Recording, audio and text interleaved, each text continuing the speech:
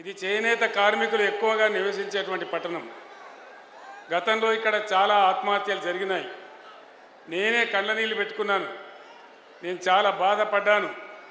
BRS government వచ్చిన తర్వాత అనేక స్కీములు తెచ్చి అనేక రకాల స్కీములు తెచ్చి బతుకమ్మ చీరలు కావచ్చు, విద్యార్థుల డ్రెస్సులు కావచ్చు, క్రిస్మస్కు రంజాన్కి ఇచ్చేటువంటి కానుకలు కావచ్చు, ఇక్కడ కార్మికులకు ఉపాధి కల్పించినాం.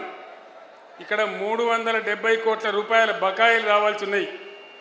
దాన్ని ఈమని అడిగితే మీకెందుకు, మీరు నిరోధులు అమ్ముకోండి, పాపడాలు అమ్ముకోండి అంటే నాకు కోపం వచ్చి నేను ఒక మాట అన్నా. ఏమంత అధ్వానం కనబడుతున్నామనంటే నా మీద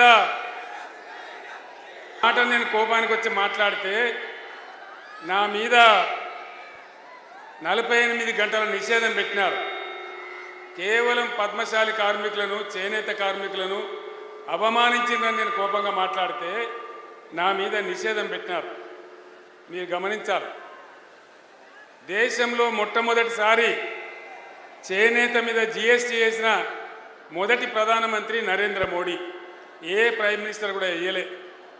అన్నీ తీసేసినాడు. చేనేత కార్మికులకు ఉన్నటువంటి ఇన్సూరెన్స్ కానీ ఇంకా చాలా స్కీములు ఉంటే అన్నిటినీ రద్దు చేసిన మనిషి ప్రధానమంత్రి నరేంద్ర మోడీ. అన్నీ కూడా రద్దు చేసినాడు. ఒక్కటి కూడా లేకుండా రద్దు చేయడం జరిగింది. చేనేత కార్మికులంటే లెక్కనే లేదు.